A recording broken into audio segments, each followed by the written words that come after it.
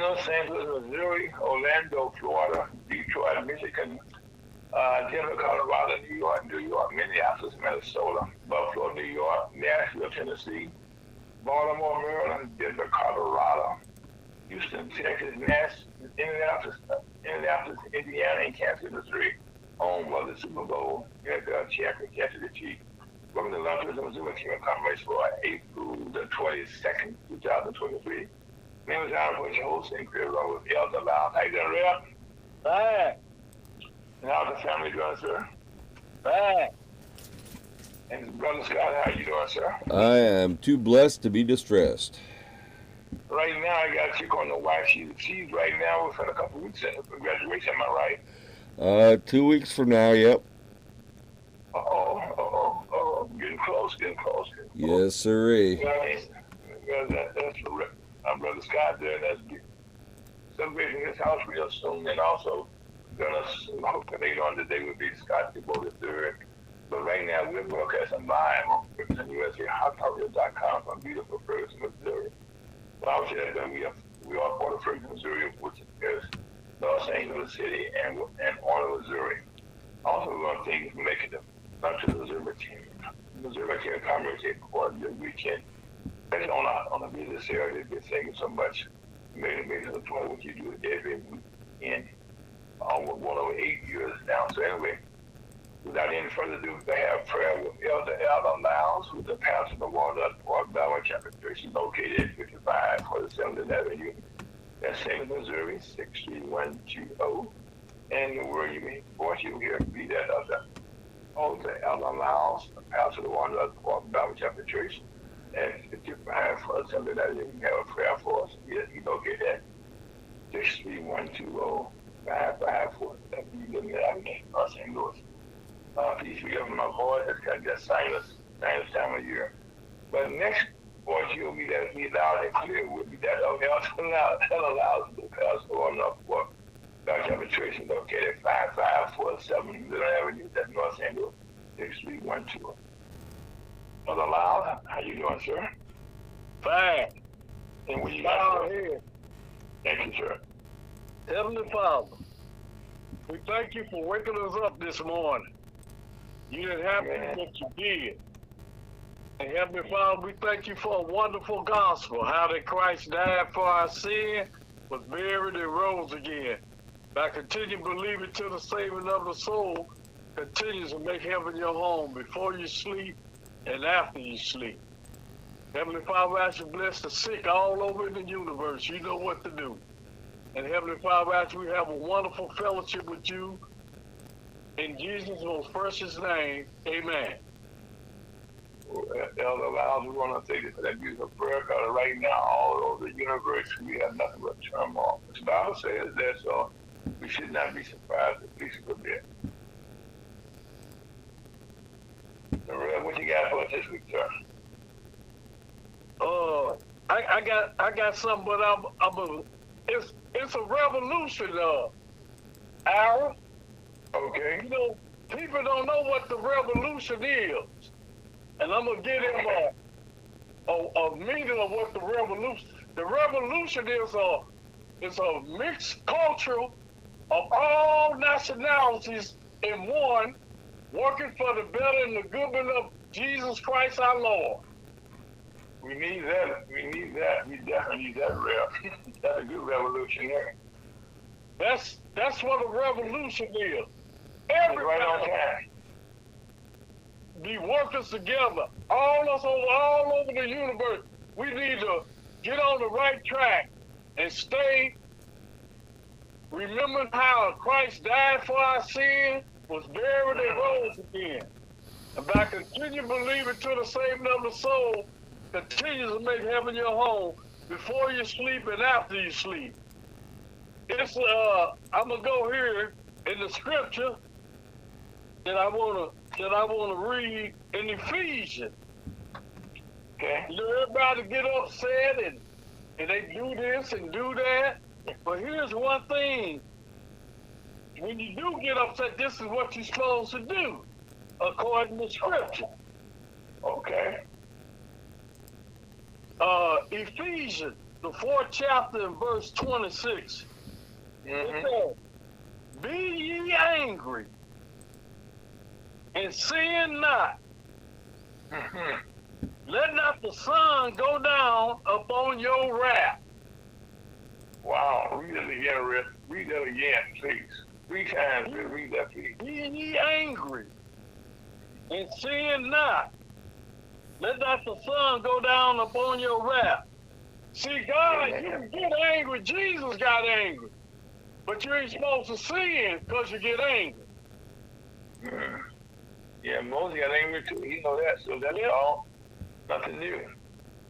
You're supposed to be obedient to God. This ain't your world. This is God's world. And the people in it belongs to God too. And all God requires is to believe his gospel, the death, the burial, and the resurrection of Jesus Christ. We pass from death unto life before we sleep and after we sleep. Continue to show love one toward another, in another, to another, and for another. That's what we're supposed to do. We say it's show love. Love is action. When you love somebody, you're going to act on it. And that's what the world needs to do, is act on that they love Christ and they show more love to others so people get saved before it's ever too late. You know, Red, that's one of the things that that people, what you just said there, you know, about showing love for one another, is a problem that it seems as though people have a problem relating to each other sometimes. You know what I'm saying? They're trying to figure out how to work to get along with somebody as to work how to not get along with them. You know what I'm saying? Yep. You know, and really, you know, getting along with a person is not that hard, because I always tell people, treat the person the way you want to be treated. You know what I mean?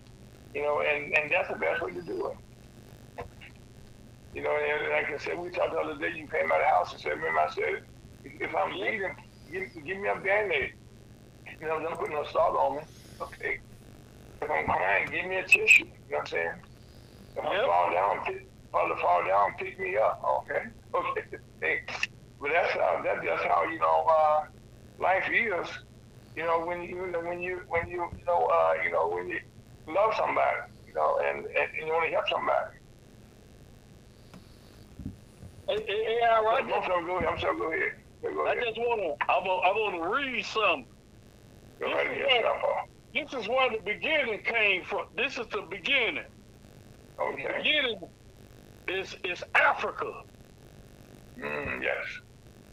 It is chiefly the illiterate, the uneducated, and racially biased who refute the fact that the earliest and first human, Homo species, was discovered in the area of what is known today as Africa.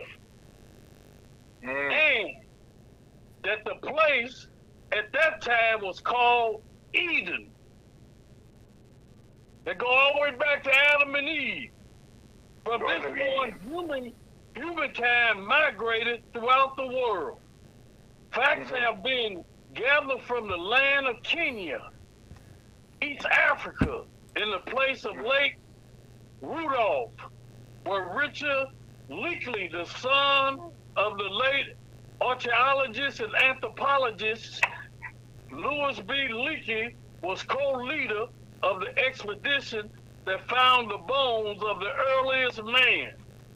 Any history book of academy, repute, sanctioned the African connection to ancient, secular, and religious civilization.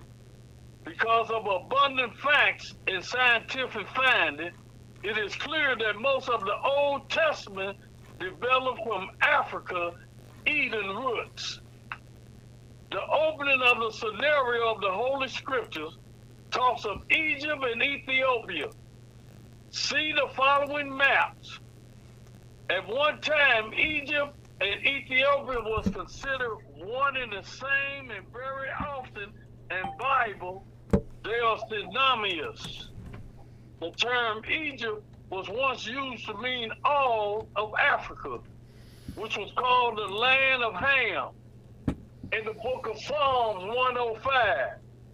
According to the ancient historian Flavius Joseph, Sellus, Plutarch, Tacitus, Eusebius, and Diodorus, the original Hebrews were a group of Ethiopians and Egyptians who were forced to leave Egypt and migrate to Canaan. Even today, we accept a scholarship from Shepard Diapo, Gerald Massey, who affirmed that the historical Semites include original Hebrew revived out of the African world and were originally black-skinned people. Manetho's Egyptian historian corroborates this impression. It is without doubt that if the Jewish clan of 70 persons were not black upon entering Egypt to see Joseph, it is certain that they were black when they departed under the leadership of Moses. Also, it is important to note if there were any literate persons among them other than Moses himself that spoken in written language and literature would have been Egyptian when they left. As a matter of speaking, the Hebrew language did not exist at that time. That's just information I just like to read to give the people. And that's why I started off with get angry, but sin not. Well, Rev, you know what? It's funny you were talking about that today. Just this week, okay, there's been a new movie coming out, and they have the Queen Cleopatra. It's the news about Cleopatra. They have a black woman named Cleopatra, and there's an uproar because so many people had watched the movie Cleopatra. You know, Elizabeth Taylor playing, who was a white woman playing, Cleopatra. But like you just said, all of the history back in those days was all in Africa. I mean, and today that's still a land of color over there. You know what I mean? No matter where you go at. And I know one of the things you just mentioned about Kenya. Well, right now, I'm happy to say that the National Commerce was in Kenya the first part of this month, okay? We're working right now with Kenya, you know, to get some things done now, to have some trade, between our country and their country. Amen. So that's right now, we're reaching back now to go back to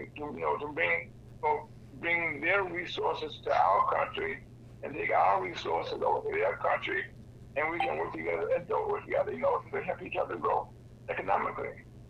Amen. Yeah, so right now, okay, when you talk about that, I mean, so you really just your lesson today is right on the money, because more so than ever before, we'll find ourselves.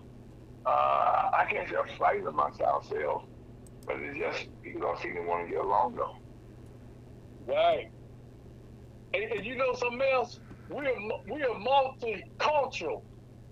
Culturalism. Everybody needs Jesus. All over the universe. Everybody.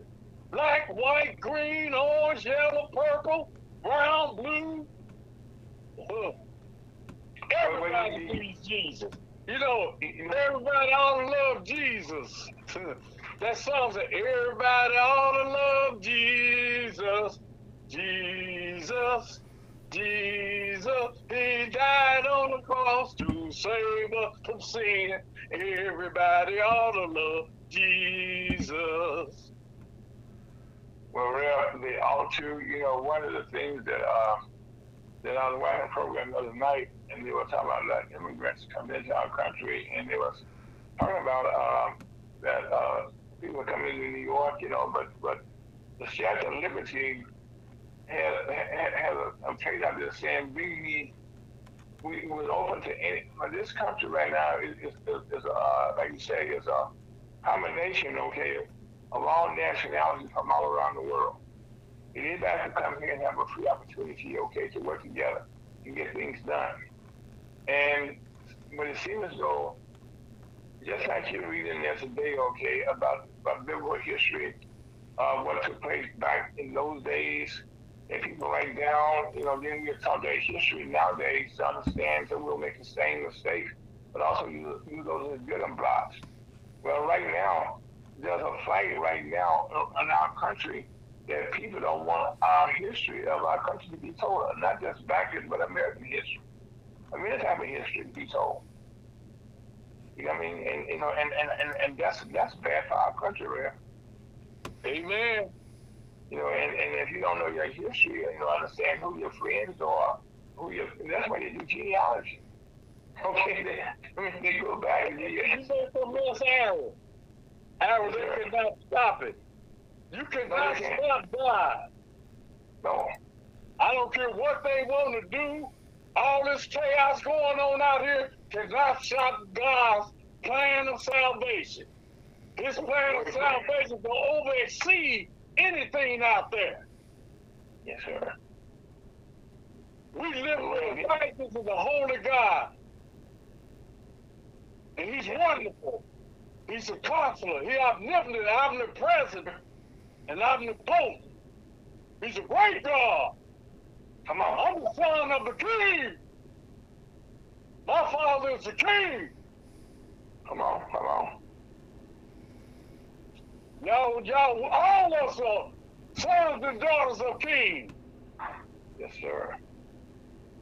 Who do you think is the head of the king? Nobody but God. Jesus Christ. Come on. He's the king. King of everybody. Yes. Y'all better get on board with him too. Believe the gospel. Get saved before it's ever too late. Believe the death, the burial, and the resurrection of Jesus Christ. You pass from death unto life before you sleep and after you sleep. Yes. But while we're here on our earth, we need to enjoy us and do the right thing as much as we can about enjoying life and appreciating each other.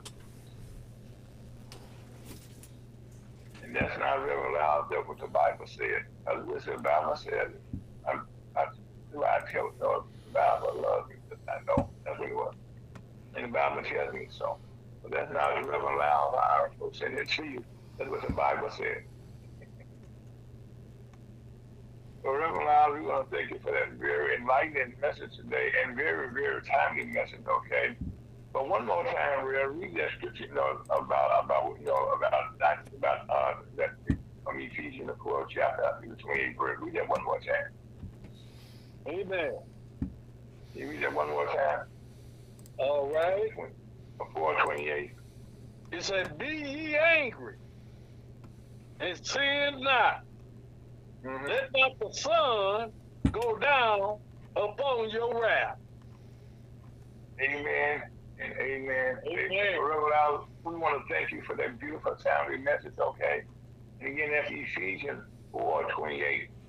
It wants to read that 26. They are Ephesians 4:26. Ephesians 4:26. Ephesians 4:26. Ephesians 4:26. That's the matter right now. Okay. Reverend Lyles, we want to thank you so much for that message, okay? That's Ephesians 4:26. And that's in the New Testament. But again, we want to thank you, first of all, for joining the luncheon with the Chamber of Commerce on a beautiful Saturday. Thank you for joining us, and Scott, and Lyles, check us out again, Scott.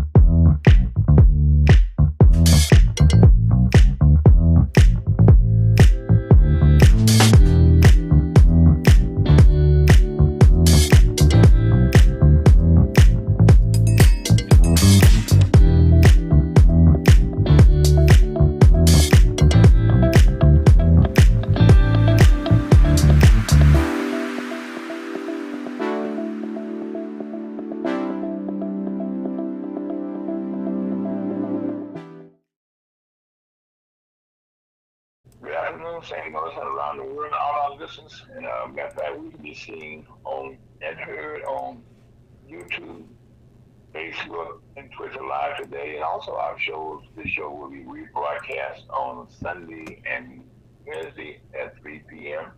And also you can get us again if you have to join us today. This has been one of those busy weeks. You know, there's so much that's been going on. But right now, one of the top stories and so much that's been going on that you can hear about today was the Supreme Court, United States Supreme Court, well, there's a federal judge down in Texas decided to put a halt to a drug that had been used by over 5 years, over the last 20-some years. It was approved by the FDA back in 2000. In 2000, and there have been no serious repercussions. But anyway, that judge decided that he wanted to put an end to that. And after doing some research, the United States government, President Biden and the Justice Department, they even get a stay, and they had another, that put into law. And so it was blocked on this past Wednesday. They moved again that tomorrow, which was yesterday, and they would move again. And so right now, the United States Supreme Court, the law would remain the same. And that's a good thing because that would have changed a whole lot of things. When one federal judge can just overrule the FDA and all the drugs and all things, pharmaceuticals that have been approved by those experts, they said that they don't agree with it. But then right now, yesterday, I should say, the United States Supreme Court Justices Samuel Alito and Justice Thomas were the only two that voted to allow the restrictions to stay in effect. But the rest of the Supreme Court moved in favor of and that the laws remain in place.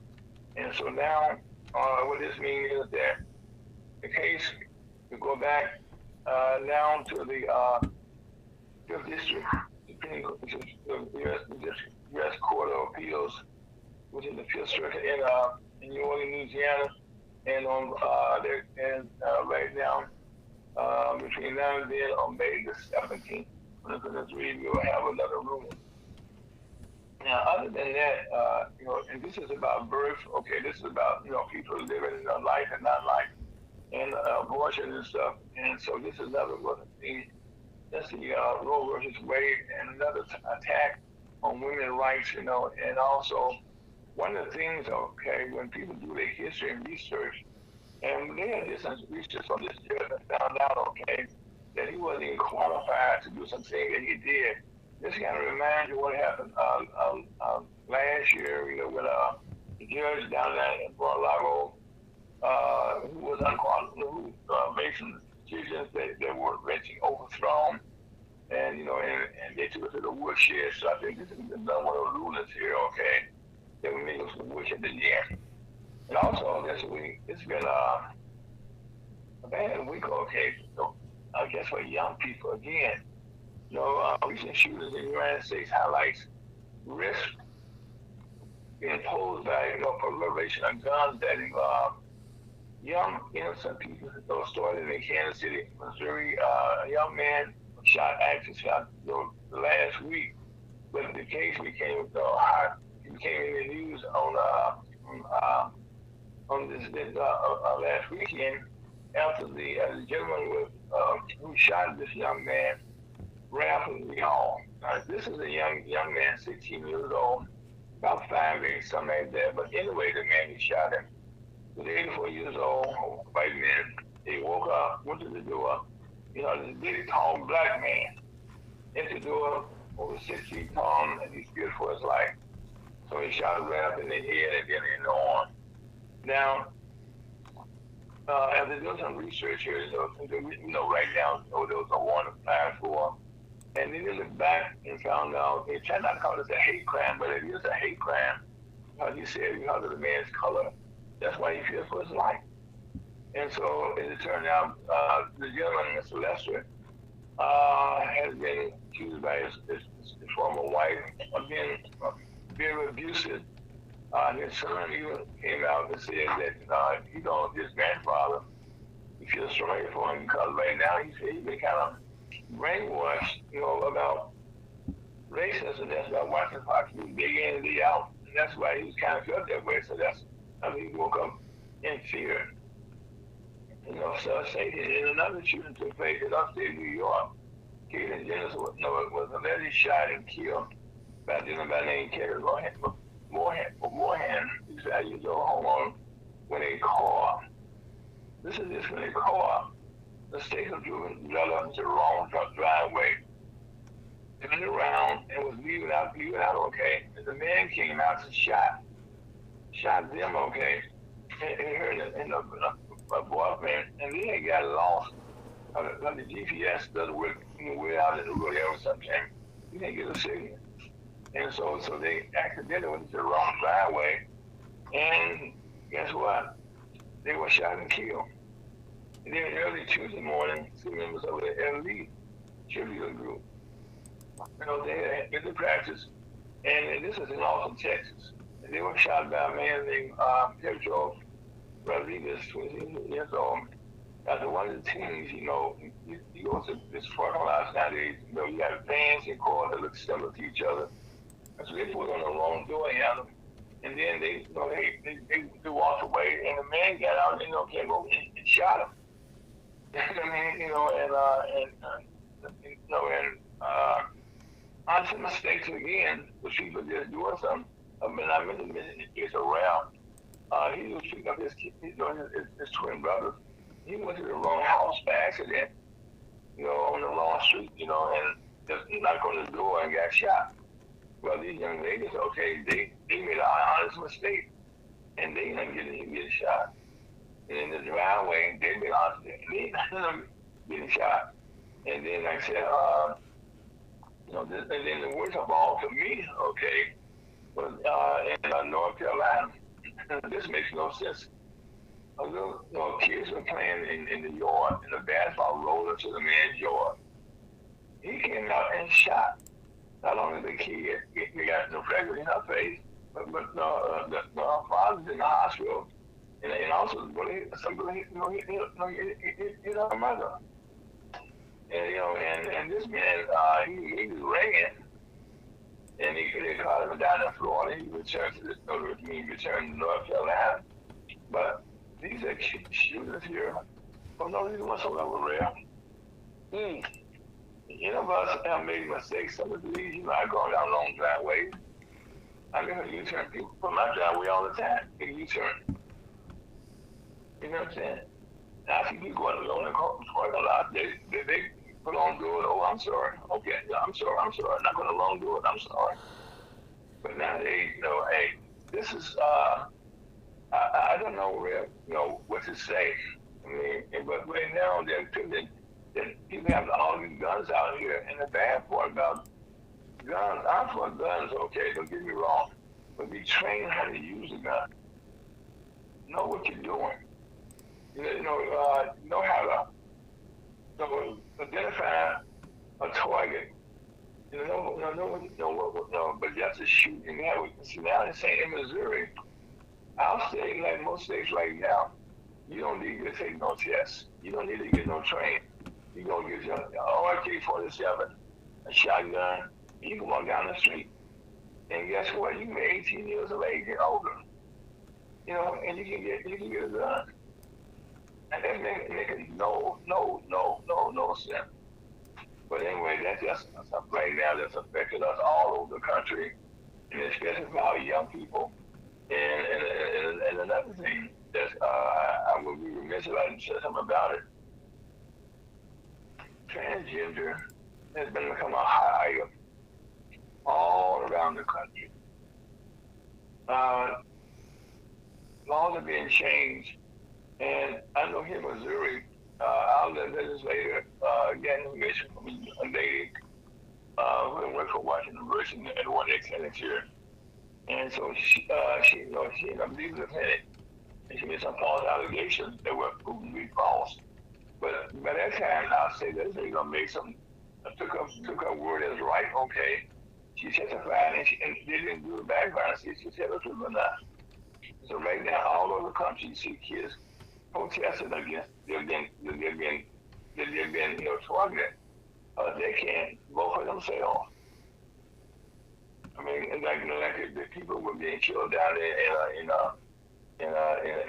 in Tennessee, where those killings took place, where we had the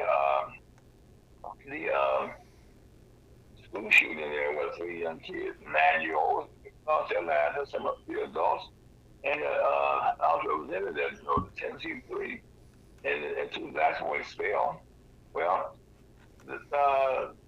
they was all trying to protest and tell about gun shootings. And then just the next week, we didn't talk about this, but we had 2 mass shootings in Kentucky almost in the same week. I mean, but there's so much other news going on, okay, and they didn't talk a lot about it. But also, one of the things that we have to keep in mind here, also to keep this in mind, that this past week, Fox News and agreed to pay, this is $7.5 million Dominion voting system shall a defamation lawsuit for a false claim that Dominion changed with the outcome of the 2020 presidential election. Some of which came and right before a 12-member jury had seated in the Delaware Superior Court that was really a week-long trial that you could have that machine that we could have seen that the owner of Fox News, Rupert Murdoch, and all of the top stores come before them and testify, and so the Fox News paid half of the $1.6 million, but there are other lawsuits that are taking place right now coming down the pipeline that have been sued. Now also, this settlement here did not get my tour guide and a lot of the people off, like over there in New York, Giuliani. They are also still being sued for,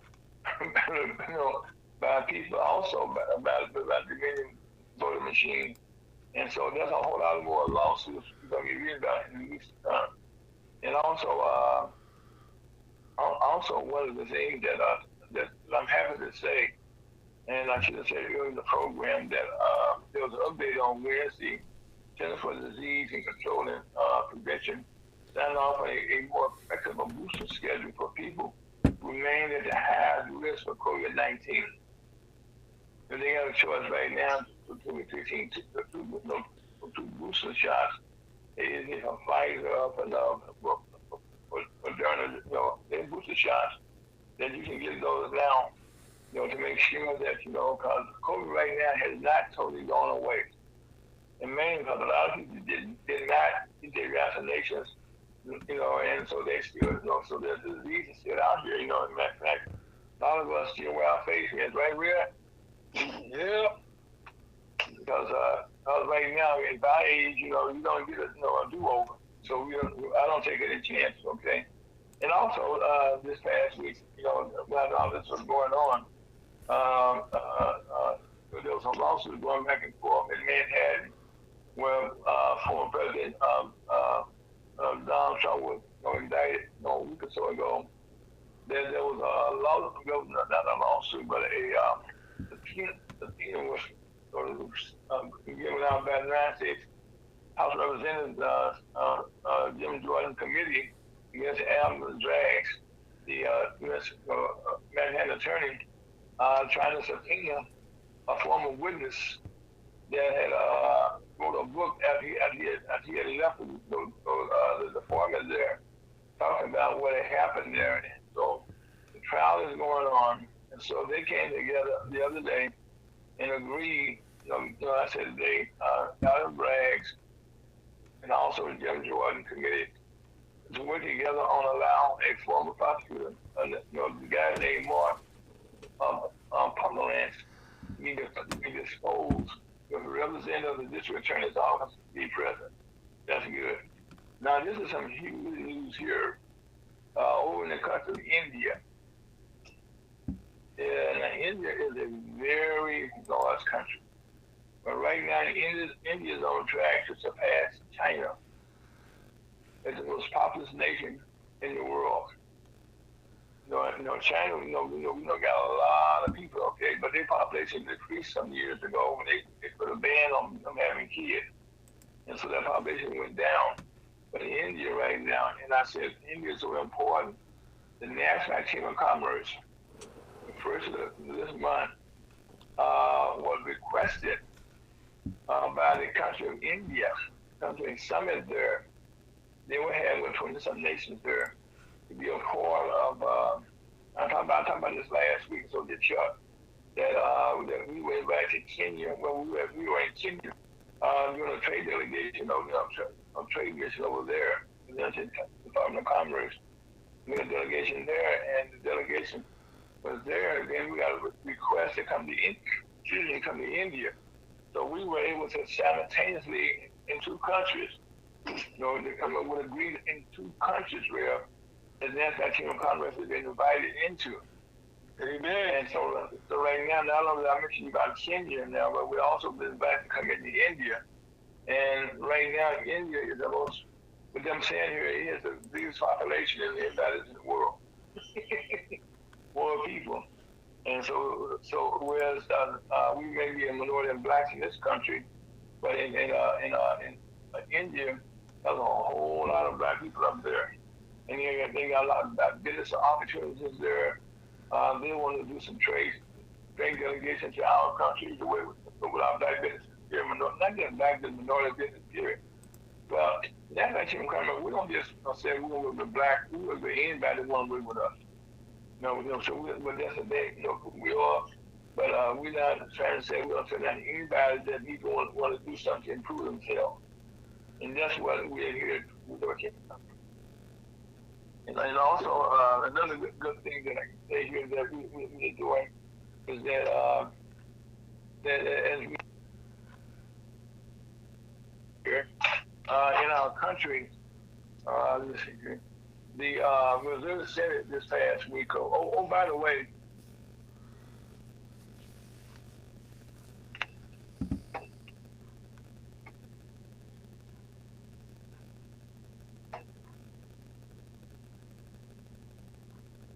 Ira, you there? Ladies and gentlemen, please stand by while I get Ira back on the line.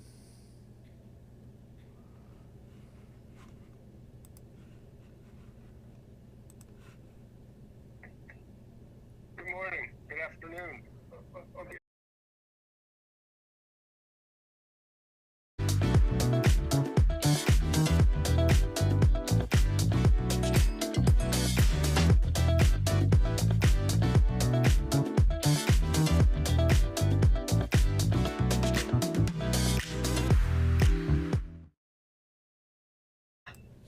Well, welcome back. We had a little small technical difficulty there, and Scott took it right away for us.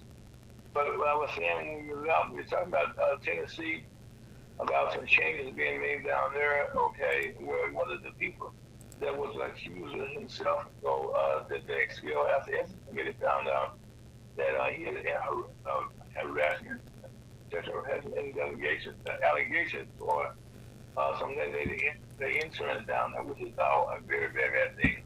And also in Missouri, he was House Representatives, that the Missouri Senate just restored the money back down budget of a lot of states where libraries get money back. And this money was removed by the House Representatives here in Missouri. Because that's not certain books that they felt that the library should not have. And most of the state libraries and the county libraries, school libraries, they get money from that state, and that's how they exist. And also the Missouri House and Senate agreed to limit China's ownership of land in Missouri. And also also in Missouri, the House and the Senate agreed to limit China's ownership of land in Missouri. Because in the past, China has found a lot of land in Missouri, and now there's a limit on how much land they can buy.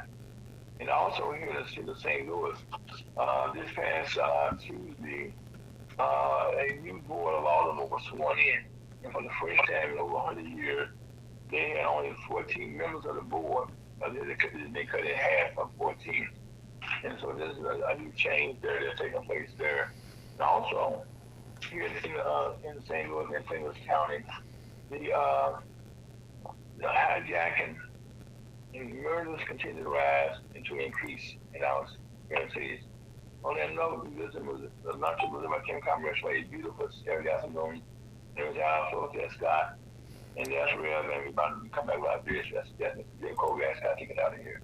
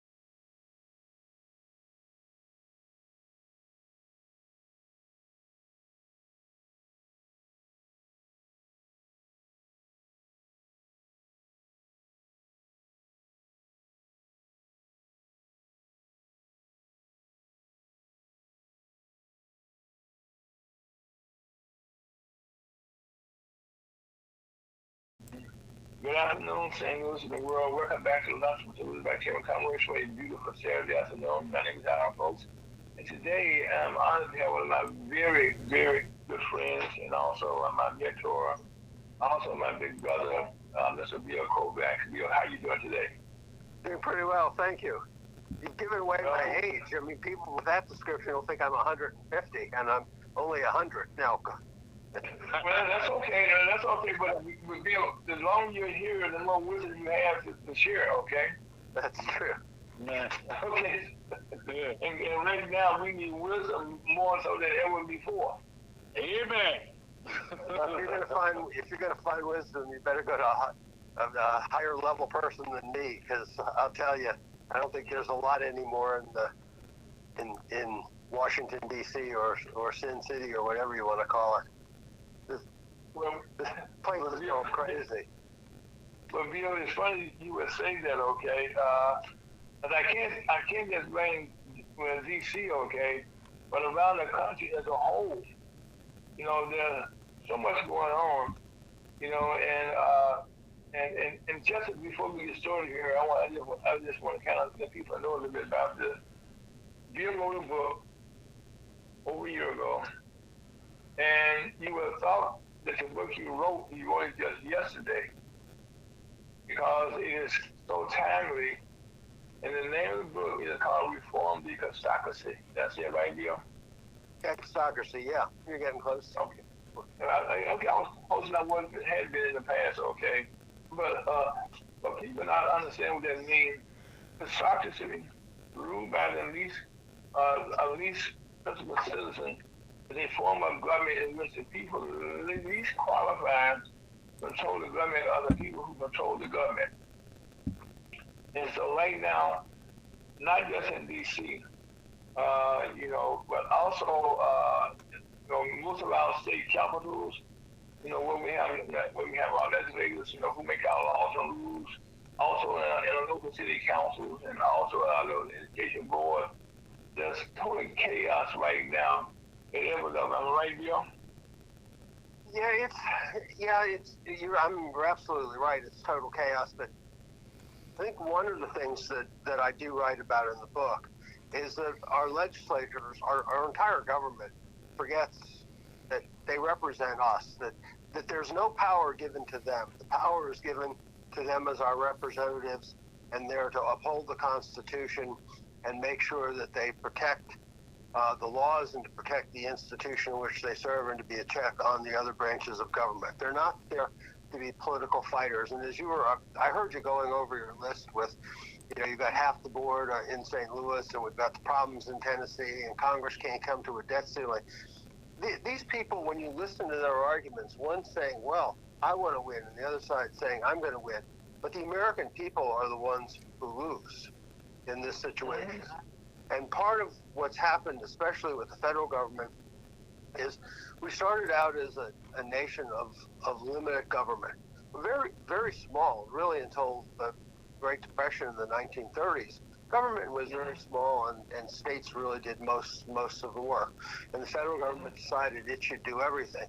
So instead of being a small government, it now runs everything. I mean, if I told you, there's a big program on just how you shelter an animal under federal law. So if they catch an animal, that animal's got to have air conditioning and a doctor available. A lot of people don't have air conditioning and a doctor available. And we've just gotten to the point where we're goofy. So when I talk about reforming the taxocracy, the rule as you described it, the rule by the least able or least principled citizens, we've got people running it who are there for their own power, their own sake, their own way to make money. They're not there. We're forgotten. We're just totally forgotten out here. And I got something right here, okay? Just what you just mentioned, okay, about animals. Here in Missouri, or in St. Louis, okay, I have seen people getting more time for killing or abusing an animal than they have got for killing people. I mean, I'm serious. No, I know that. No, go ahead. I'm sorry. You know what I'm saying? And in most cases, we have killings and rapes and abuse all the time. But I know right now, in our legislators, we now have all type of rules that have been created. Okay, they give dogs and cats. Now I have a dog, okay, where I ain't gonna deny that and love them to death. But at the same time, I don't see him, okay, as a person that's paying taxes, okay. As a person that we take care of. Most animals, okay, have more rights than people who are paying taxes just to our government. Absolutely. And that's the thing I want to bring up there. And they have more people to defend them than most people. Oh, yes. Yeah. And the whole government's become nothing but a group of people who are protecting the rights of really small groups.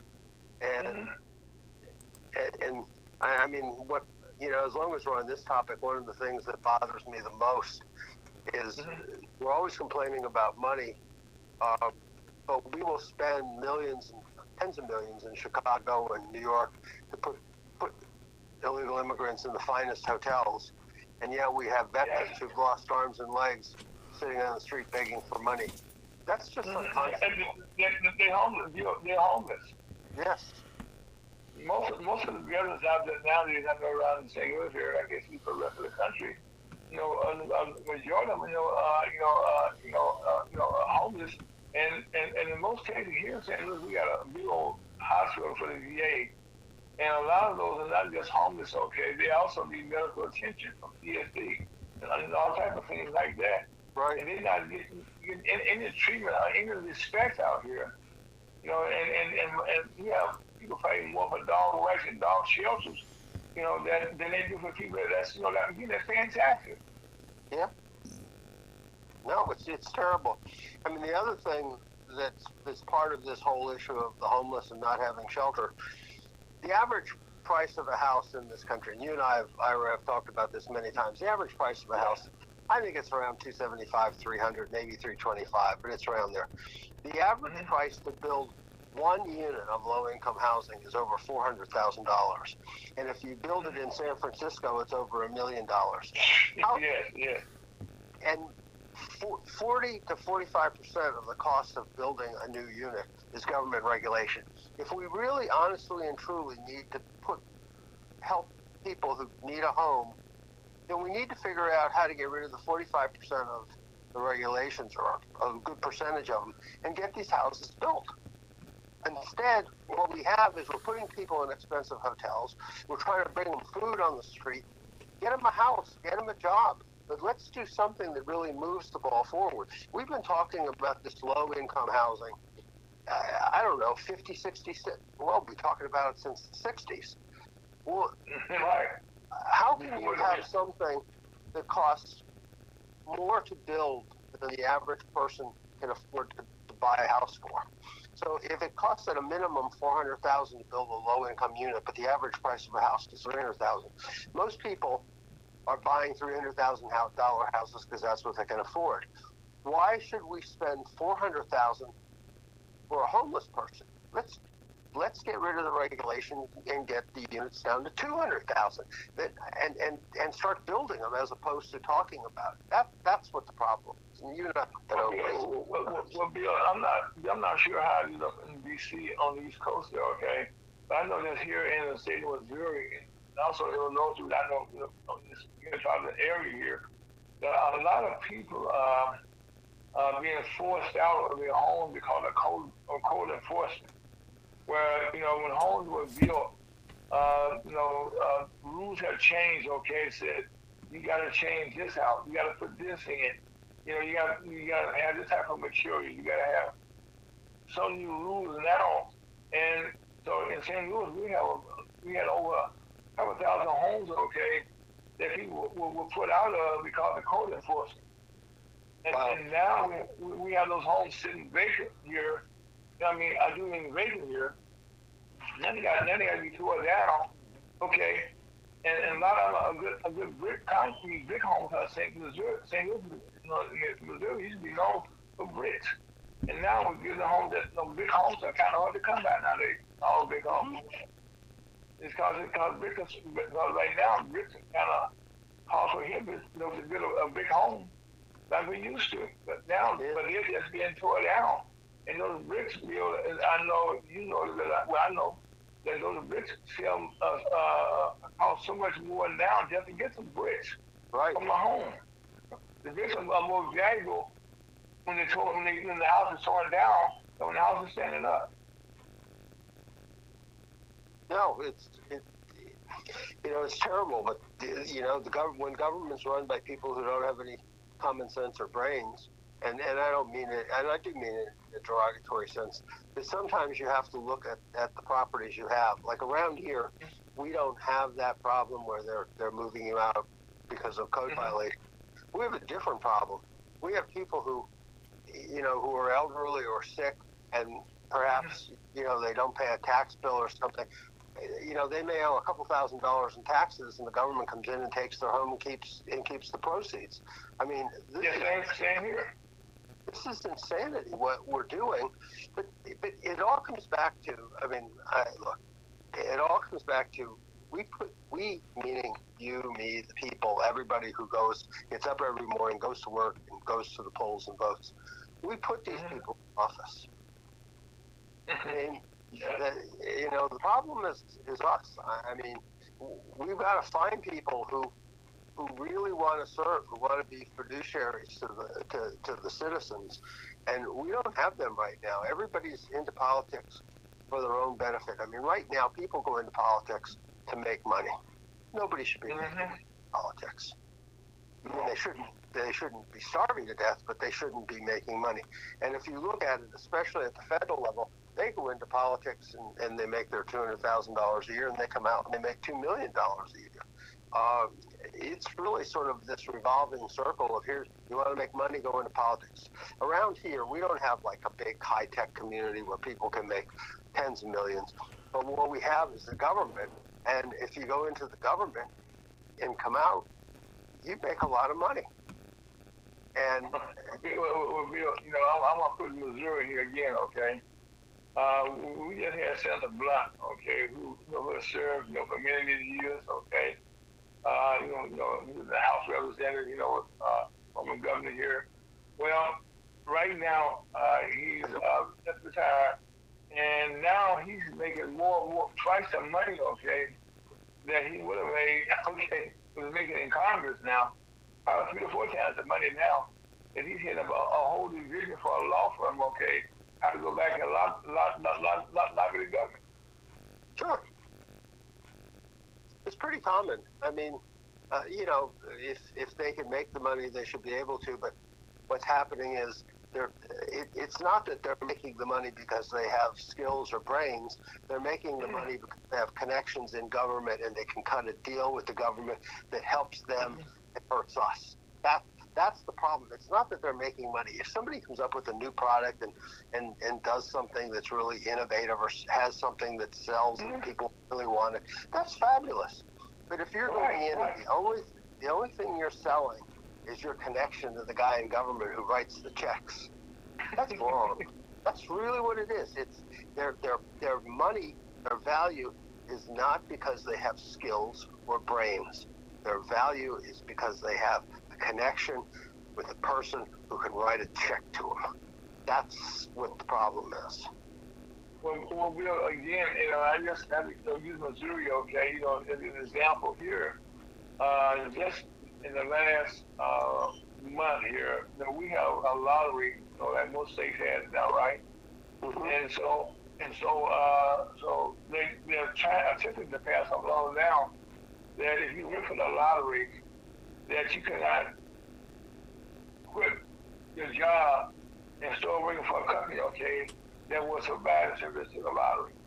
And that's the case because a lot of the people who were join the lottery left the lottery system, okay, into big time jobs. Dispatch out people that they have those things like that. And they just go down. And also in Missouri, we have had people who were retired from the House Representatives. I think we passed a bill, okay, for companies, right?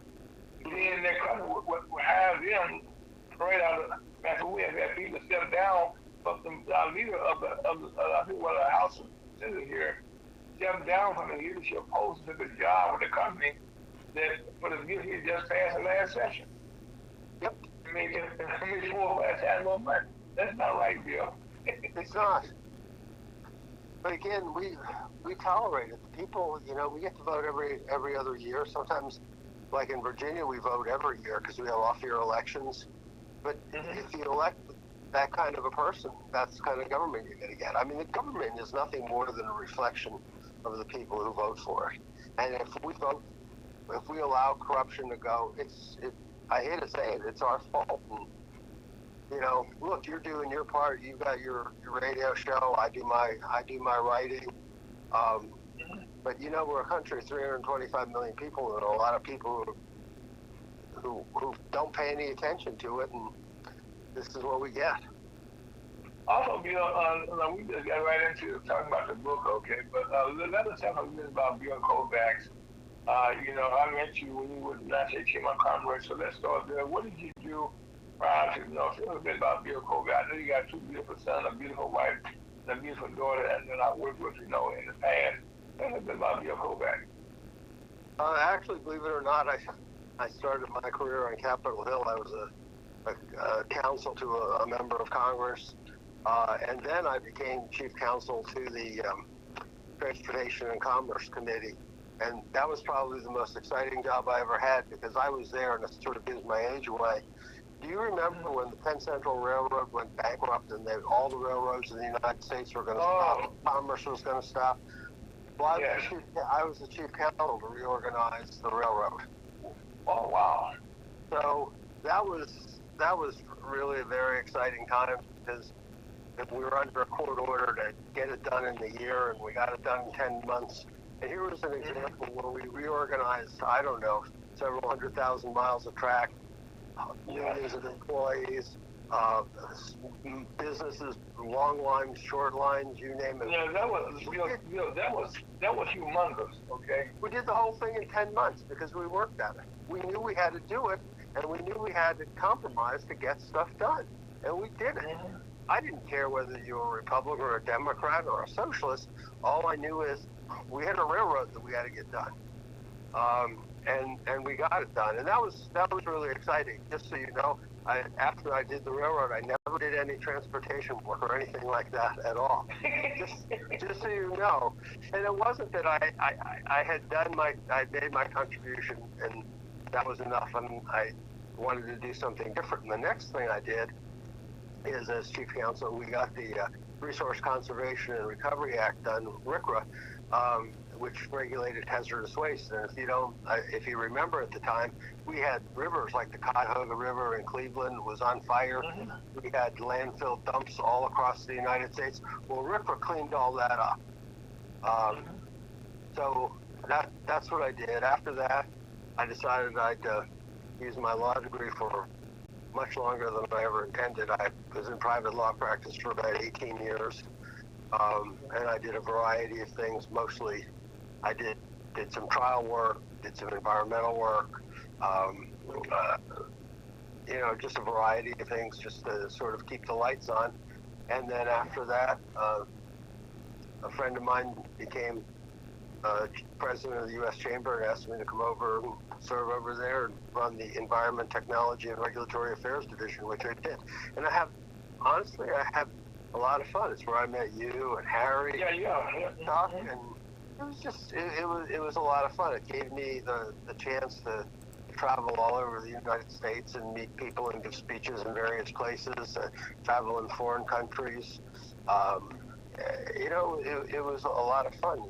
You do some radio shows, do a little bit of writing, and I stayed there for 20 years. And and some days in 2018, some days you wake up and you say, I don't know what more I can do. The world has gone by. It's time to do something else. And I had always wanted to write, so I stopped doing that and started writing. And since then I've done 2 books, and I write regular articles for the Libertarian Republic, the Thinking Conservative, the Hill, Town Hall, a variety of, and Reform the Cacistocracy, so a variety of ones.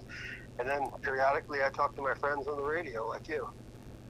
Okay, you just, I forgot about what you did with the railroads.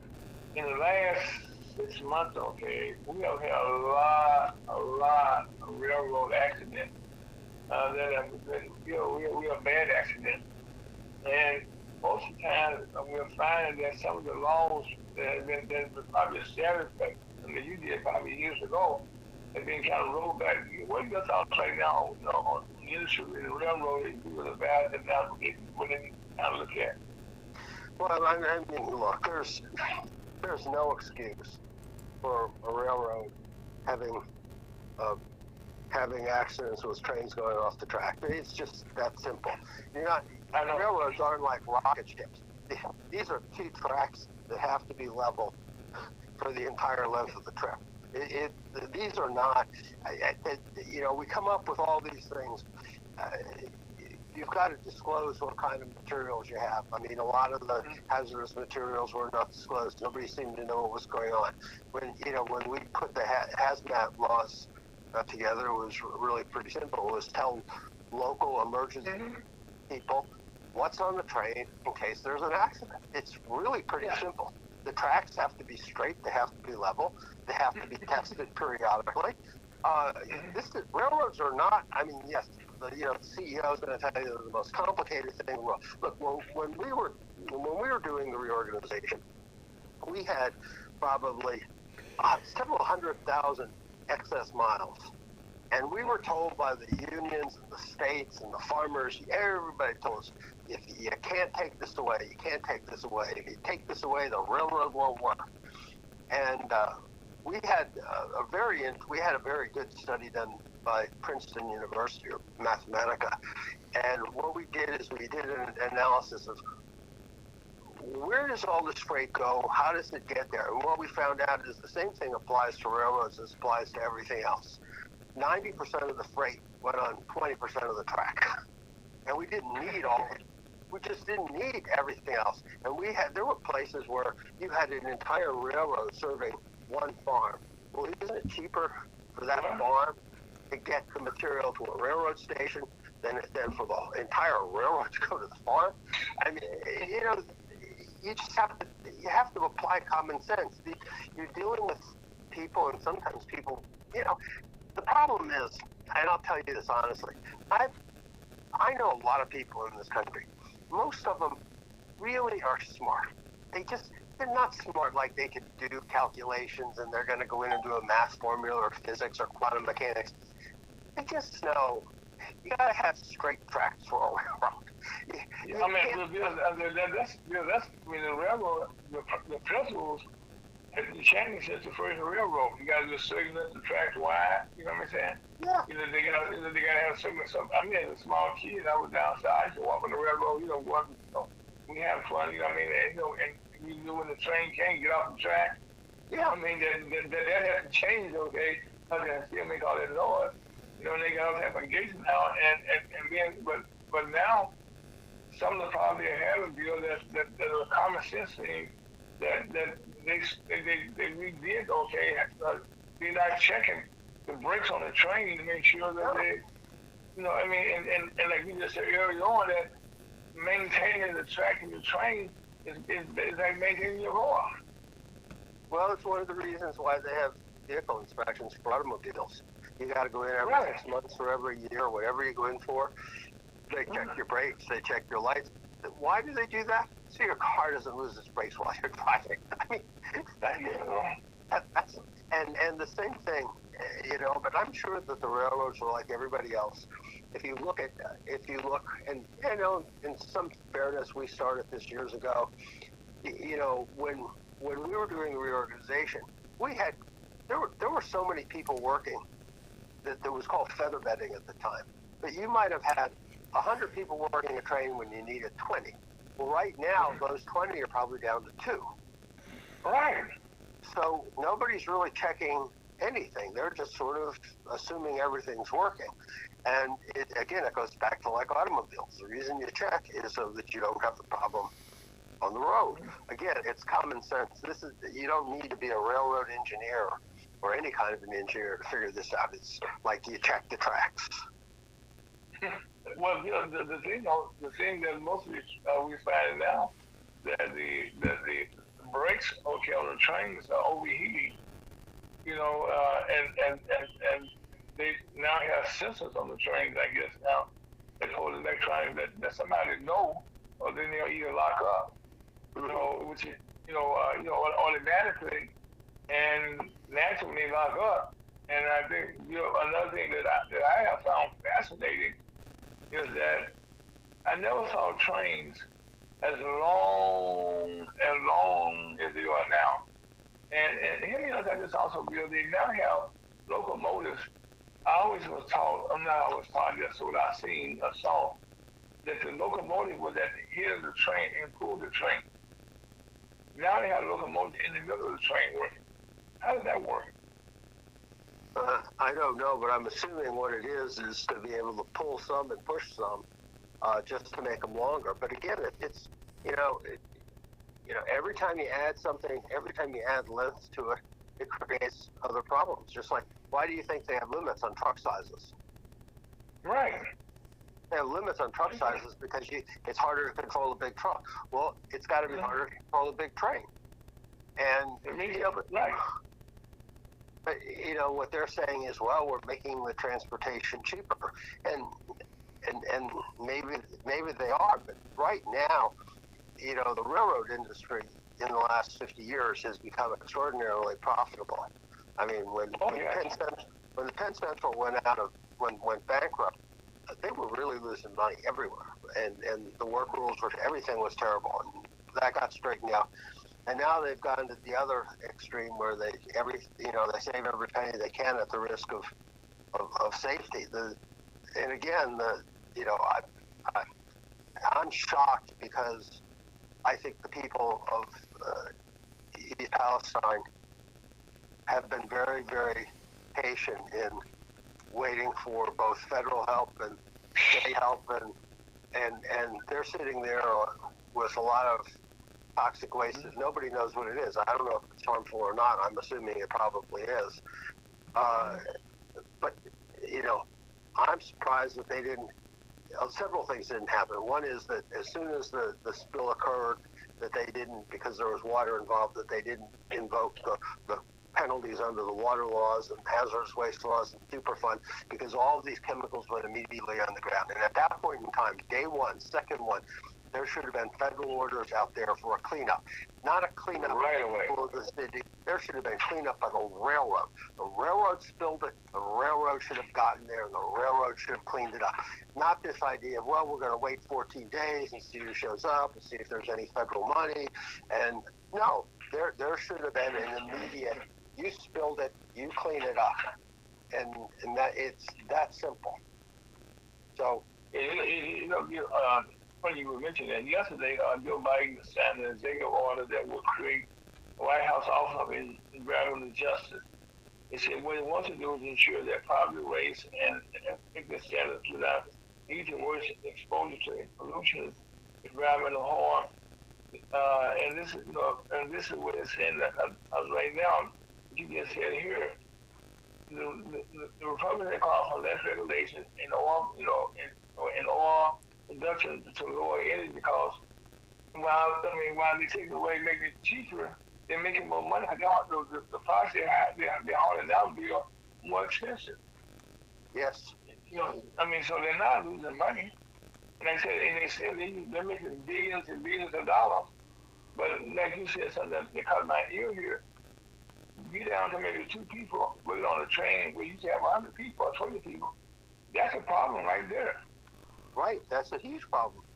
The other, as you were talking about the Office of Environmental Justice, and I have mixed feelings, certainly mixed feelings about that.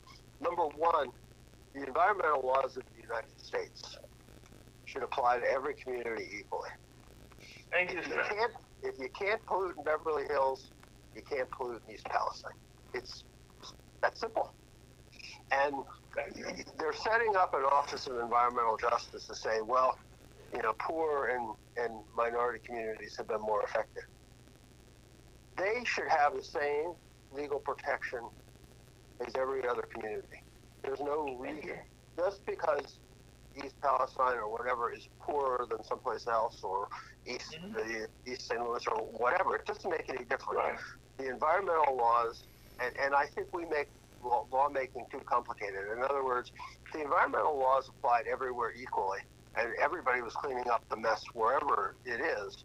You wouldn't need an Office of Environmental Justice to say, let's think about how we can clean up the mess. No. Why are you thinking about that? Why don't you just clean up the mess? You've got the laws, you can do it. Well, one of the things, we understand that what's going on from the federal government in D.C. is kind of, it's more chaos than the government. You're kind. Okay, they can. But having said that, most local governments right now, when it comes to pollution or whatever, they are passing a law saying, I do not want this in my neighborhood. Right. And if that's nice, you share, probably that's much where you are, that we have these cities around St. Louis that have said they don't want common things to come to be in their city. They want to go to another city. And they can less afford to do certain things. And they right next to each other. Well, nobody wants anything in their city. Let me tell you, I was one of the jobs that I did omit because it was only part-time. I was chairman of the Hazardous Waste Facility Siting Board in Virginia for 2 years. And the way we dealt with, they called it the NIMBY problem, not in my backyard. The way I dealt with it is, and I was pretty successful. I told everybody, look, we're gonna put this facility in the neighborhood that wants it. We're not going to put any facility in a neighborhood that doesn't. But let me tell you, there are going to be incentives for neighborhoods to take it. And so I went to the companies and I said, okay, here's what you're going to have to do. You're going to have to go and you're going to have to tell the host community what it is you're going to do, what the protections are, and what incentives are going to go. Are you going to build them a new school, a new community center? Are you going to help with downtown? Are you going to do low-income housing? It was amazing because once those incentives were in place, it was a lot easier to deal with cities for several reasons. One is they said, we know what the safety standards are going to be. We still don't want the facility, but we're going to get 2 new schools and a new community center. So it's going to help us. So there's a trade-off. And my feeling was always that if you just tell a community, we're putting this here because this is where we want to put it, the community's mostly going to say, no, we don't want it. But if you tell the community you're going to do something for them, then they have to think, is it better to have this done, or is it better to just live the way we're living? And most communities will say, gee, we need this. And every community wanted something completely different. Nobody wanted the same thing. But that's fine, because every community needs something different. And it was a good way for the industry to figure out what they were going to do. The community knew what kind of protections they were going to have, because if they didn't get the protections, they weren't going to agree to it at all, as opposed to government going into a place and just shoving it down your throat. You can't do that. But the other side of it is, look, and this really bothers me. Let's take Alaska and the oil reserves.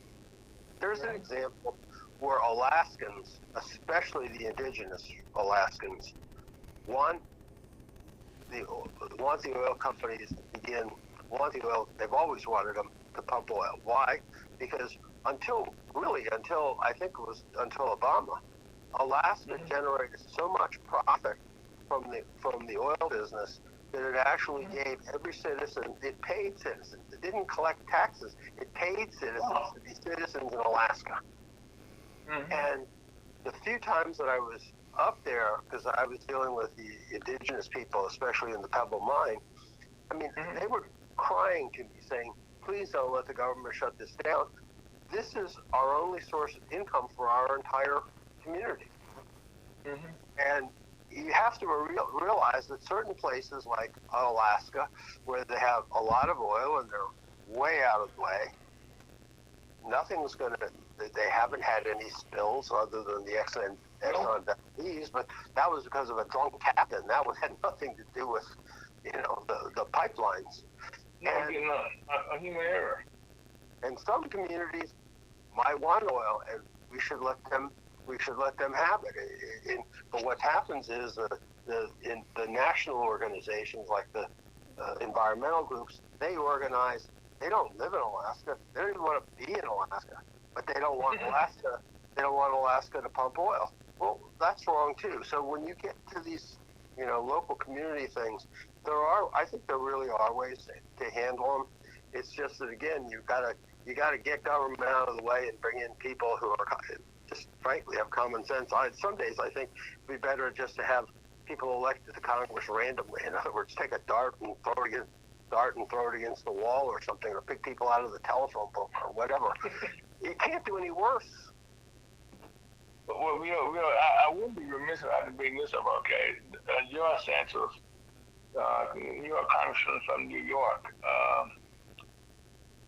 he got elected, and he had told all types of good lies, And I know one of the things that a lot of people don't go into politics at certain levels because it's all the scrutiny that comes with it. I mean, your whole background, your whole life going to be exposed, and all this. And so if you tell a lie, okay, they're going to be exposed to you. Well, and you know all about that, okay? And so right now, okay, we're looking at it right now that he is there making more money than made his entire life legally, okay? And when the staff go with him, Glad you put in legally. I said legally, okay. And he has his staff go along with that. and the Republican Party in New York said we don't want you. When he said I'm gonna run for re-election, Yeah. mainly because what you just said. He served a full term. And also I will be remiss if I didn't ask you about with the constituency is actually at full play in our House of Representatives right now in D.C. Because right now, Mr. McCarthy is only controlling by maybe 4 or 5 votes right now. He had so many sessions, to get the job, and there were so many concessions made that didn't make good sense.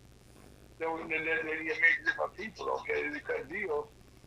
And so now, what are your thoughts about now, okay, how they operate? Because since they've been in session this year, there have been very few things in the House, okay, they have done that apply to railroad safety, things like that we have heard about. We said, we have heard about out here, okay, now we have found out stuff. They're saying this will help the government, okay, but it's all been kind of personal. What are your thoughts about that? Let me start off with the big picture first. The fact is, we have a $32 trillion national debt that comes out to about. That's first. And now we wait to the last lesson said that this one here it's got stories. Okay, now you're just discussing it. Your share of the national debt, you're a taxpayer, is $260,000. My share is $260,000. With interest being probably pushing things up to more than $500 billion a year just on the interest, our shares are going to go up and up and up, and eventually, whether like it or not, our children at some point in time, and your grandchildren, my grandchildren, whatever, they're literally, if the United States is going to survive, they're literally going to be in involuntary servitude to the federal government, because there's no way that this debt can be paid without the federal government taxing and taxing and taxing. So that's the overall view. Whatever Biden wants to do or whatever McCarthy wants to do, the fact is that we cannot continue to have each taxpayer owe $260,000. We can't. It's got to stop. At some point. At some point. The second thing is, we give out we give out in terms of state programs around $750 billion and another $500 billion in grants to friends, and now we're doing roughly $1 trillion on green technology. So that's $1.5 trillion, $2 trillion that goes virtually to private people or contractors or consultants. I'm not sure that they should get it. So if you read, and also we had all the money we were way around the world to other countries. Right. And so there are ways to cut this back that doesn't really hurt anyone. So, I think that there are things that you really can't cut, and I'm showing my age, Social Security and Medicare. No, our age. Yeah, but I got a different reason than our age. Go ahead. If I was getting the Social Security for free, I would say I probably don't deserve it, and I would say thank you, but I would recognize I didn't deserve it. But I don't know, I started paying at age 16, so without, it's 60 years of paying into the system. I put a lot of money into the system, and if that money, I read an article one time that if you just put it into the bank and the bank compounded it at 5% a year, which is less than what you could have gotten over all those years, you'd be far further ahead than what the government's going to give you. So as far as I'm concerned, they've had my money for 60 years, and they owe me something. I feel like, I've bought this. To me, I bought an annuity, and it's just the federal government instead of an insurance company. That's how I look at it. Now, getting down to, between McCarthy and Biden and Schumer, I think they're both nuts. McCarthy's trying to be reasonable in the stuff that he's put out. is really not bad. I think Biden saying you've just got to have a clean one is really a little bit crazy, because you can't have a clean one. You can't spend more. I think you got to go down every single thing and ask yourself, well, what is it that we're doing? One of the things that McCarthy wants to do is put on a cap on spending for the next, I don't know, 10 years at 1% growth. 1% growth is not a lot, but we've already spent $32 trillion. That's a lot. That's a lot. We have more debt than the entire value of the United States, virtually. That sounds over. Yeah. So, and then the other stuff is, 80,000 new IRS agents. We only have 10 or 12,000 agents on the border, and we're going to have 80,000 IRS. I mean, it's just, again, common sense. Where's your common sense? If they said we're going to put an additional 10,000 IRS agents in because, we've got some problems and we've got to audit some bigger people, okay, go do it. But, 80,000. So that's another, $200. You've got $700 billion that are out there in unobligated pandemic funding. Well, if it's been unobligated and nobody's spending it, and it's just sitting in somebody's basket, take the money back. Well, you don't have to spend it; just take it back. You could rescind the 70 or 80 billion dollars right there. Asking adults who have no dependents to work in order to get welfare payments. I don't have a problem with that. I mean, look, I've been working since I was 12 with the paper route. So, I mean, I don't even think about it. I just get up and you just do it. Obviously, a lot of the people today and a lot of the younger generation don't think you have that obligation. So that's a mindset. But if the society is going to pay you, they probably expect something from it. And then again, if you look at a lot of the things in my book, we have, every year, we fund 1,000 laws that are not authorized by Congress. Let me repeat that. We fund 1,000 laws that are not authorized by Congress to the tune of to a little over $500 billion. There's plenty of lot of money. There's so much money everywhere. And why I sort of like McCarthy's is he's picking stuff up. The money's not spent, so let's get it back. Let's limit the growth going forward in the future. Do we really need to spend another $1.2 trillion on green technology? Well, we really don't, because we don't even have enough infrastructure to take the electricity generated from wind and solar now. So there are a lot of things that we could do. Whether McCarthy's, the 4 or 5 points that he raises are the right ones, I don't know. I've got 10 different ones in my book. Are they the right ones? I don't know. What I'm telling you is there are so many pots of wasted money that you just pick your pots. That's all you have to do. This isn't the game. I mean, it's like if you went home and you had money all over the living room, just all over the floor, on the floor, in boxes, whatever, and your wife comes in and says, we need a little bit more money because we're really short this month, and I have to get something for the grandkids, and I have to do this. I need an extra $500. You wouldn't say to her, go to the bank and take out a loan. You would say, pick the money off the floor, bring it back, put it in the bank, and then write the check from that. I mean, that's what we're talking about. I mean, coming back to, it's just a lot of this stuff is just common sense that people have to think about. What's out there that we're not doing? And if you just look at it, if you have 1,000 programs that are unauthorized, costing us $500 billion, you picked up $500 billion. If you really don't need all the green, the 1.2, the bill started out, Biden said it was only going to be $300 billion. Well, now it's $1.2 billion. That's an extra $900 billion. So between the $900 and the $500 billion, you've got $1.4 trillion, and we haven't even touched anything that anybody wants.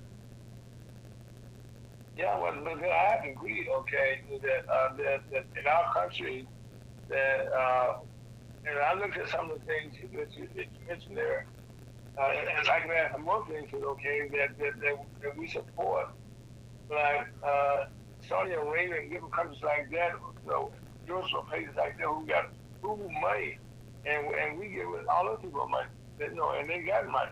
Yeah. Okay, you know what I mean? So, I mean, and then they turn around and slap us out of here. Yeah. Well, but let me say this to you. Let me say this to you, okay? I think one on Valley Chuck DeBow just joined us on. How you doing, Chuck? Good afternoon. How are you? Nice How to are meet you, you. We Mr. Kovacs? Yeah. Good afternoon, everybody. I'm always doing well, Chuck. How about you? Just before we get into a long conversation, I had told Ira I do have a hard leave at 3:45. Okay. Hey, man. I have something more important than your radio show. My family. They're in from out of Okay, no. You gotta do. We always have family first. So you don't take care of your family. No, Bill, I'm not sure you're aware of this, but Chuck just successfully did something else. I put it to another email today. Our chamber, the manufacturing company, was part of a delegation that Chuck that went to Kenya. You know, most recently. And while they were there, they got an invite from the country of India to come up there to be part of a trade delegation to come up there. So I want you to tell them better than I can tell what I'm talking about here. Well, we got a little bit of time. Bill, what these are traditional trade missions, and the Department of Commerce led executive-led trade mission was to Kenya, and I was invited by Undersecretary Cravens to join them, and we did, and it went very well. But simultaneously, we had an invite from India to attend the SoFi Technology Conference, as well as the Delete Chamber of Commerce and Industries G20 Summit. And both went very well. And it's something we could probably talk a lot about forthgoing, but the talking is kind of like, what is the action, that we'll do? Right. And that's where the commerce and type of topics of what I came in on about what we're doing as a country and where the resources are going and what's the return on investment. Well, if you've got any good ideas, please share them before I leave. Okay. Well, ours is simple. We're sticking to our mission. It's economic empowerment throughout the diaspora through commerce, through doing business with each other. And I see what I think is, and it probably is, as a country, we've got to shore up our trading partners and the people that are in support of one mind with our economic policies, as opposed to what's going on with China and Russia and Brazil and South Africa as they're looking to replace the dollar. But a lot of that has to do with us updating our policies and trying to get everybody on the same page. Well, good luck on that one. Yeah, there's no luck. It's not going to happen. Anytime it's defaulted and led up to politicians and politics, it has not had much success. One of the things is, as you talk about shoring up our trading partners and getting everyone on the same page, I mean, a lot of what Ira and I were talking about today was, just using common sense. I mean, one of the things, if the federal government could just focus on securing the country, international trade, and its relationship with our friends, and just let the states take over a lot of the domestic issues. I think government would be able to focus. Right now, I don't think there's any focus at all. I just think it's like a little kid in a toy store. They, every toy they see they want, and it's not helping anybody.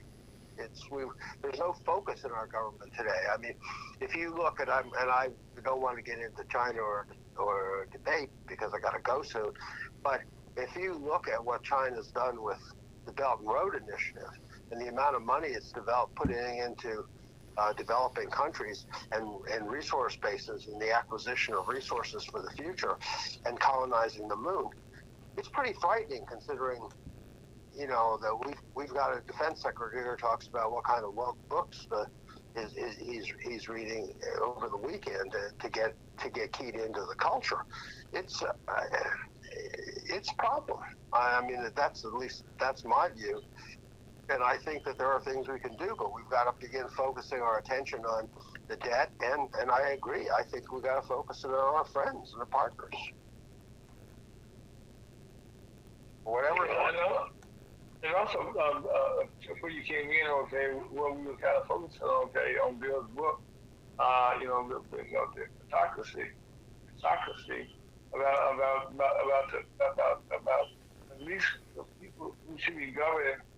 And how, I guess, people that's in charge right now, and in house and city, just in charge, and are government not just national but also local, but right now nationally, that the things that's taking place that people are in need of, they're not being discussed, and I mean they're not being made, okay?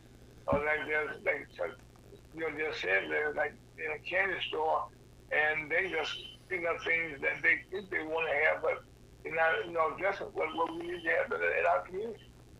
What it was in there for. So, right, Leo? Yeah, I mean, I don't know what more you add to it. It's we're in a state of chaos, and I think we got to get out of it.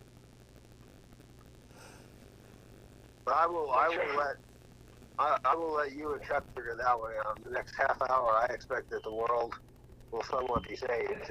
It won't be. You guys will hopefully be as pessimistic as I am. I mean, it's a rainy day. It's a rainy day here, but I'm just not seeing progress. I just am not seeing it.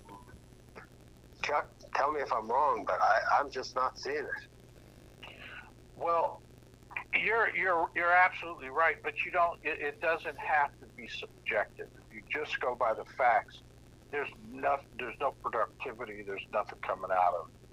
I mean, we're seeing things from another perspective, and I was looking at while we were there, and it was in Kenya, and it was the closest thing I've seen to any type of cohesiveness from the top down on trying to go and get something done.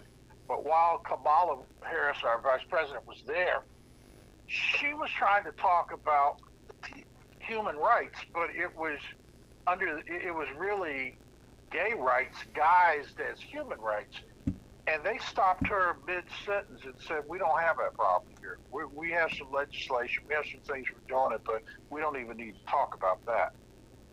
And they cut it off. But it was a sign of me that, maybe we're not in touch, or maybe we're not on the right point or the right talking points to get somebody to even want to listen to you, so that you can begin to put some new ideas or some other thoughts out there. That's an excellent point. But we're not in touch. We're really out of touch. It's embarrassing. It's bad, and I think society at large, civil society particularly, we're going ahead and doing what we can do within our own reach. But you're right, and I think I don't know. We'll see. I think the elections are going to reflect that. Well, it's going to be a fascinating election. Could be Biden and Trump. Yeah, more of the stuff. I think we all we're on that. We are something. Well, Bill, I don't want to say I hear you over that, okay, but I want to thank you so much, okay? Thank you very much. See you later, and Chuck, great talking to you again, and thanks, Ira. See you later. Bye, guys. Thanks. Take care. Okay. Okay. That was a beautiful match. Y'all was doing it, periodically at the kind of, share some of his thoughts, some of the things that he's doing, and now we're talking about right now the chaos in government, which is Chuck kind of said it's around the world. He's been around our global traveler, our global ambassador. I'll get Chuck. It's unbelievable thing that you have done, and that's why I was kind of raising that. Right when you came in, but we had talked a little bit about today about India and Kenya, and so I'm gonna go back to India right now. This prediction right now about United Nations statistics, India will become the largest most populated country in the world. And so with you going there, is there any benefits to our country for the black community from that we can speak on from that job? Yeah, and just the fact that you're asking is really incumbent on the National Black Chamber, and what we're doing is what do we see? What opportunity? And think of it as it can be on any level, from a farmer to somebody like, some of the businesses we have. We have a company like just makes unique sunglasses, colorful, like black folks like, with all kind of patterns, and just something different that isn't your standard cookie cutter kind of thing that's out here. And if we're able to find a good or a product or something that's unique, like one of the ladies that went on the trade mission, we're on a Zoom call, and I'm looking at her earrings. I'm saying, "Did you get those in India?" And she goes, "Yeah, you like them?" I said, "Yeah, but those are different. They're unique." And they were like gold, but just had that kind of Hindu or whatever whatever generated the design. Wherever the genesis of where it came from, it was different. And, it didn't mean anything to me religious-wise, or it wasn't that deep, but it was just a nice design. And she said, "Yeah, I'm getting a lot of compliments and people want them." And I just looked at me and said, we're just exposing new products from different cultures, different mindsets, and different people. And if we acquiesce to the human element, that, I used to have an uncle, he would say, design is everywhere. Design, creativity, whatever somebody wants to do. And that's really what we're doing, is making connections. So to answer your question, we're setting up trading partners, direct trading partners.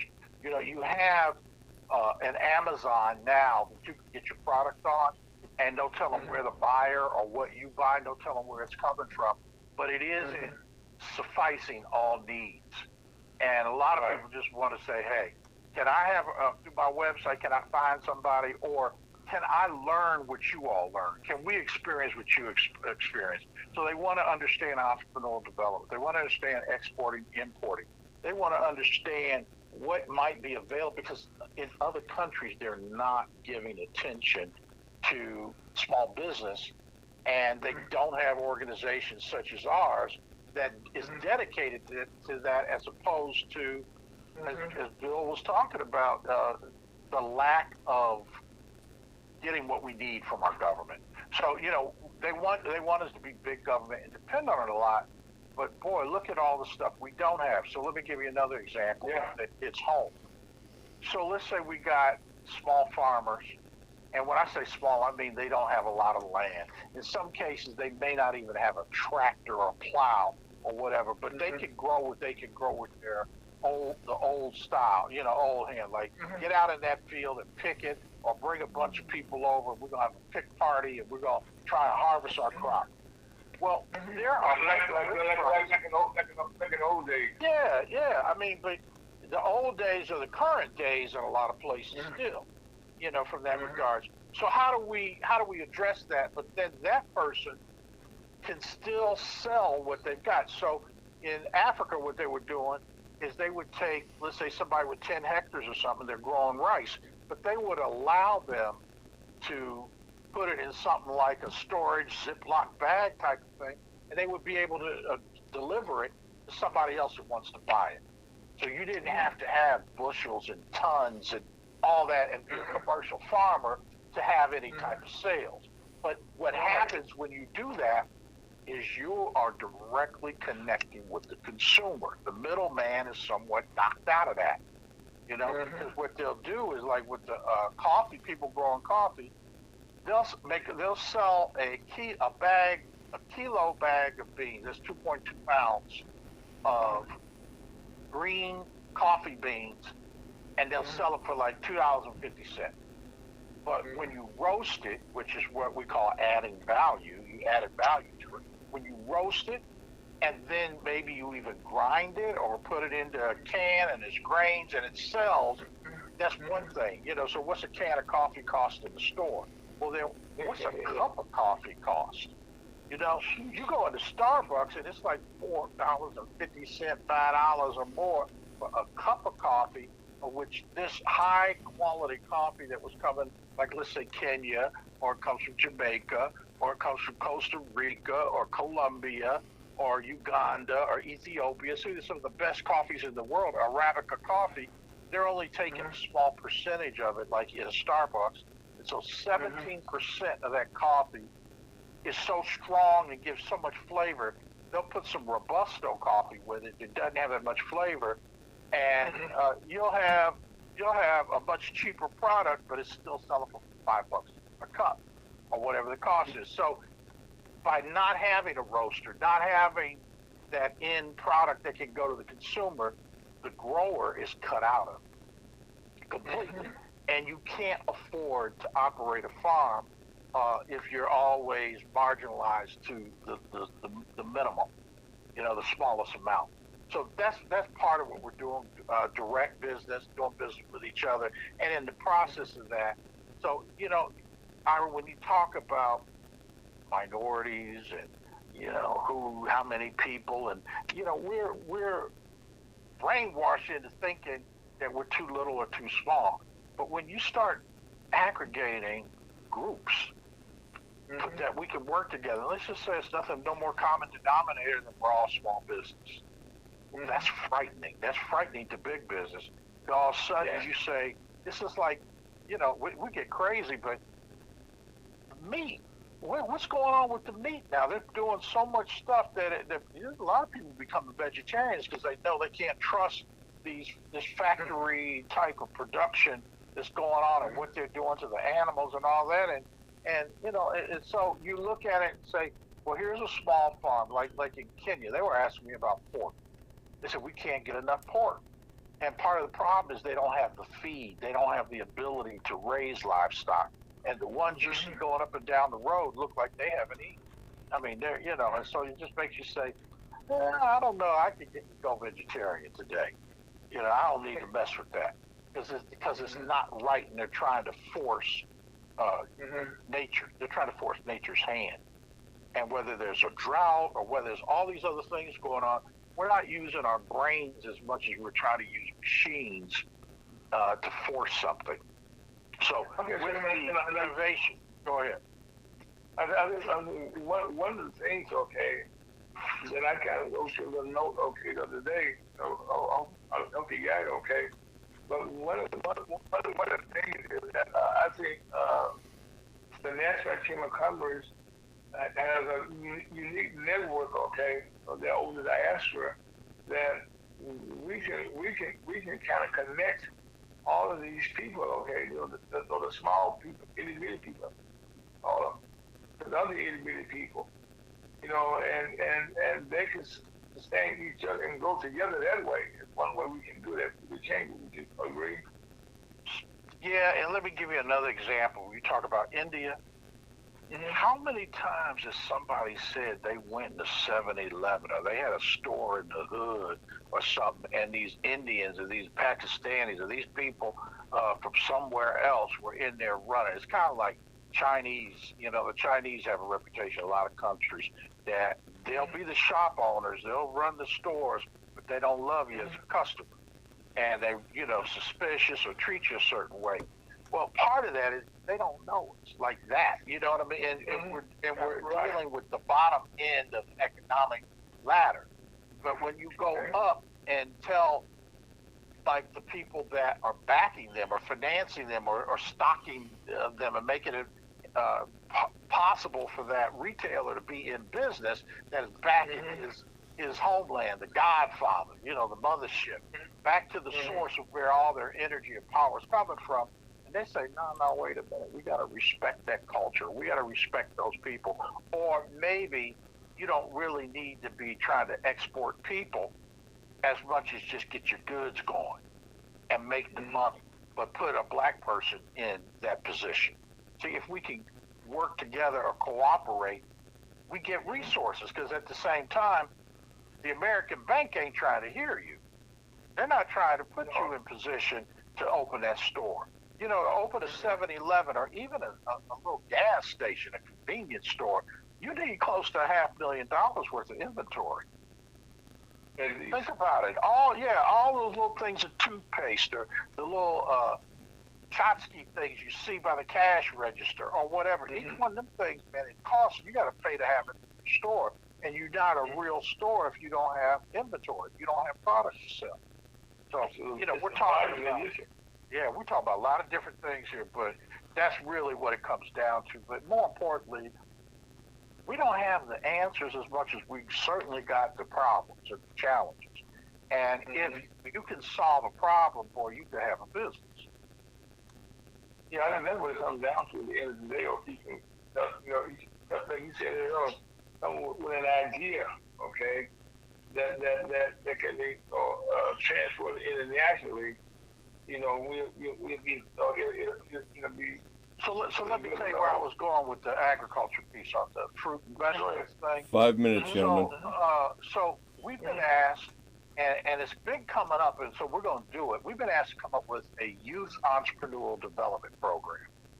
Okay. So how do you teach a kid there's something to have a business, have a job, instead of not having anything for them to do, and we're up here getting shot for ringing the wrong doorbell or going here or there, and not to say it would change anything, but you got alternatives to where maybe we could be doing something productive and not be worrying about the crazy people with guns that you can't even stray across or close to the line.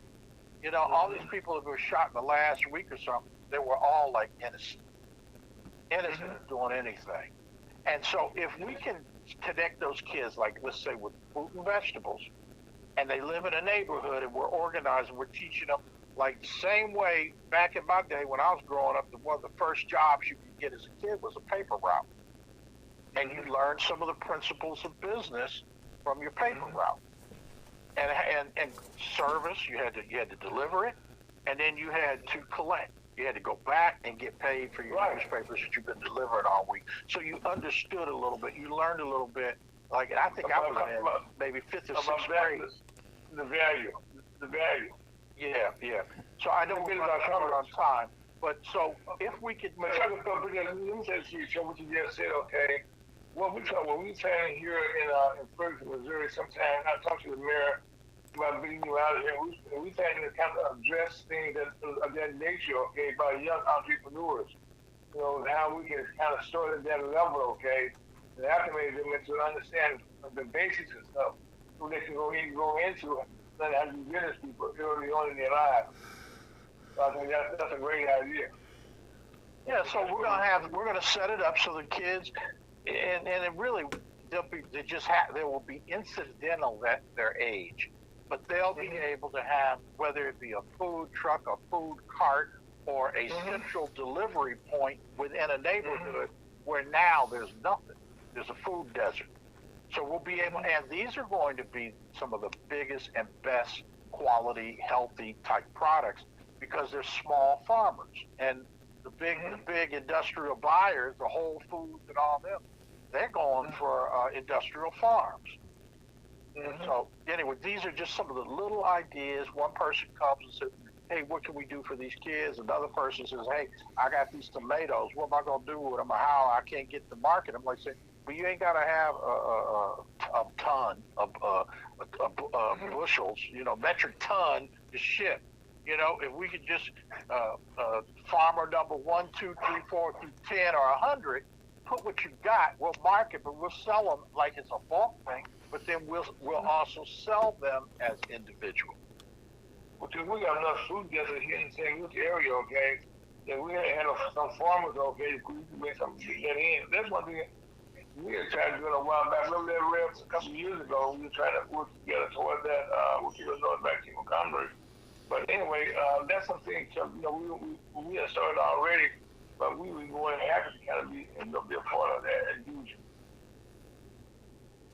Absolutely. But I just want to thank you, Chuck, first of all, okay, for you know, taking the time to get our chamber abreast of what's going on. You know, and also, you know, being able, you know, right now, you know, as you know, you're being heard live around the world, Facebook, YouTube, and Twitch, and Spotify, and you get a podcast, and that's good for us, okay, for the chamber as a whole, and for the NASDAQ Democrats, that we get consistently, you know, speaking the same message every week by you. Well, it is my pleasure, and you know, we are in service to mankind. But we're going to step our game up a bit more, and we're going to challenge the community to bring your ideas, bring your needs, bring your problems, and let's see what we can solve together. Well, that's always what we try to do, Chuck. Is, you know, come with the ideas and put, you know, things to work and work out the community. That's how small business is started. And on that note, my name is Adam. That's Mr. Chuck, give us your last word, send us home. Well, stay tuned. We got a whole lot coming. You know, we got our August event in Atlanta, and we certainly want you and your members and anybody else who wants to come on and meet some people and make some business. And network together. Yes, sir. My name is Alphonse. That's Chuck DeBow. That's Red. That's Scott. And we all thank you for being part of lunch with the Real King Congress in this area. The show we're going to get tomorrow at 1 o'clock, 3 o'clock.